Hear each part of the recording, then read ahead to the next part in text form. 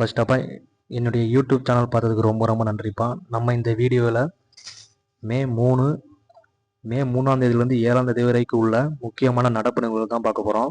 நம்மளுடைய வீடியோ பிடிச்சிருந்தா லைக் பண்ணுங்கள், ஷேர் பண்ணுங்கள், கமெண்ட் பண்ணுங்கள், முக்கியமாக சப்ஸ்கிரைப் பண்ணுங்கள். வாங்க வீடியோக்குள்ளே போகலாம். ஃபர்ஸ்ட் கொஸ்டின், உலக பத்திரிகை சுதந்திர தினம் எப்பொழுது கடைபிடிக்கப்படுகிறது? ஃபர்ஸ்ட் கொஸ்டின், உலக பத்திரிகை சுதந்திரம் எப்பொழுது கடைபிடிக்கப்படுகிறது கேட்டால் மே 3ஆம் தேதி.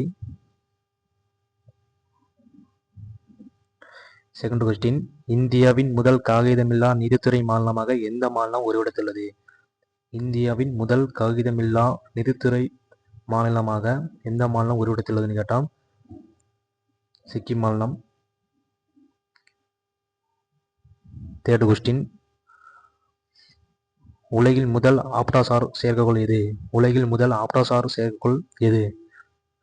Option A ட்ரிஸ்டி.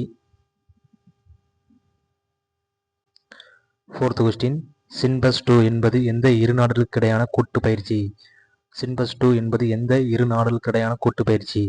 Option C India Cambodia நாடுகளுக்கான கூட்டு பயிற்சி. X-400 வான் பாதுகாப்பு அமைப்பு இந்தியா எந்த நாட்டுடன் ஒப்பந்தம் மேற்கொள்ளப்பட்டது? S-400 வான் பாதுகாப்பு அமைப்பு S-400 வான் பாதுகாப்பு அமைப்பு இந்தியா எந்த நாட்டுடன் ஒப்பந்தம் மேற்கொள்ளப்பட்டதுன்னு கேட்டால் 5வது கொஸ்டின் ஆப்ஷன் ஏ ரஷ்யா. 6வது கொஸ்டின், சர்வதேச தீயணைப்பு வீரர்கள் தினம் எப்பொழுது கடைபிடிக்கப்படுகிறது? சர்வதேச தீயணைப்பு வீரர்கள் தினம் எப்பொழுது கடைபிடிக்கப்படுகிறது? மே 4ஆம் தேதி. 7வது கொஸ்டின், நமோ ஸ்டால் திட்டத்தை அறிமுகப்படுத்திய மாநிலம் எது? நமோ ஸ்டால் திட்டத்தை அறிமுகப்படுத்திய மாநிலம் எது? ஆப்ஷன் ஏ ஜார்க்கண்ட் மாநிலம். 8வது கொஸ்டின், பிரசார் பாரதியின் தலைவராக நியமிக்கப்பட்டவர் யார்? பிரசார் பாரதியின் தலைவராக நியமிக்கப்பட்டவர் யார்? Option A Prasoon Joshi. 9வது கொஸ்டின், 2026 தாமஸ் கோப்பையில் எந்த அணி வெண்கல பதக்கம் வென்றது? 2026 தாமஸ் கோப்பையில் எந்த அணி வெண்கல பதக்கம் வென்றது? வெண்கல பதக்கம் இந்தியா, தங்க பதக்கத்தை வென்றது சீனா. 10வது கொஸ்டின், 3வது ஒருங்கிணைந்த நிலக்கரி வரையாடு கணக்கெடுப்பில் எந்த மாநில ஒருங்கிணைப்புடன் நடத்தப்படுகிறது? 3வது ஒருங்கிணைந்த நிலக்கரி வரையாடு கணக்கெடுப்பில் எந்த மாநில ஒருங்கிணைப்புடன் நடத்தப்படுகிறது? 10வது கொஸ்டின் ஆப்ஷன் ஏ கேரளா.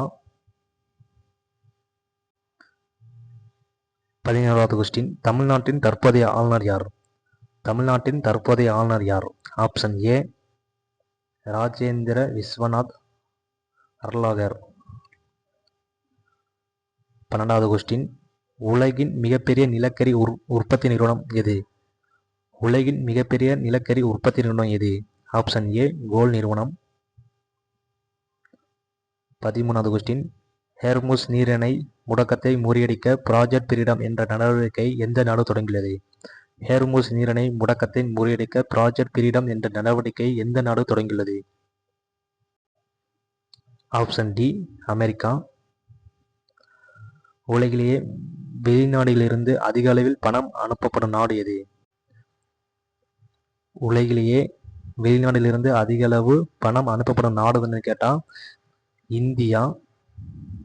நம்ம இந்தியா தான் உலகிலே வெளிநாட்டிலிருந்து அதிக அளவில் பணம் அனுப்பப்படும் நாடுன்னு கேட்டால் இந்தியா தான்.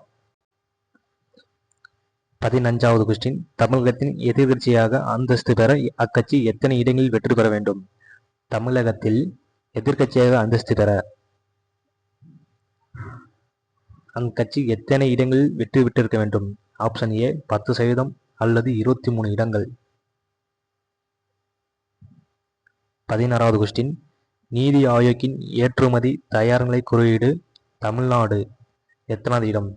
நீதி ஆயோக்கின் ஏற்றுமதி தயார்நிலை குறியீட்டில் தமிழ்நாட்டு எத்தனாவது இடத்தை பெற்றுள்ளது? 2வது இடம். 2026ஆம் ஆண்டிற்கான ஆசிய உற்பத்தி குறியீட்டில் இந்தியா 2026ஆம் ஆண்டிற்கான ஆசிய உற்பத்தி குறியீட்டில் இந்தியாவின் நிலை 6வது நிலை ஆப்ஷன் சி. மாணவர்கள் வெளிநாடுகளுக்கு சென்று கல்வி கற்கும் நாடுகளின் பட்டியலில் முதலிடம் பெற்ற நாடு சீனா நாடு. Option A. 18வது கொஸ்டின், மிக முக்கியமான கொஸ்டின்.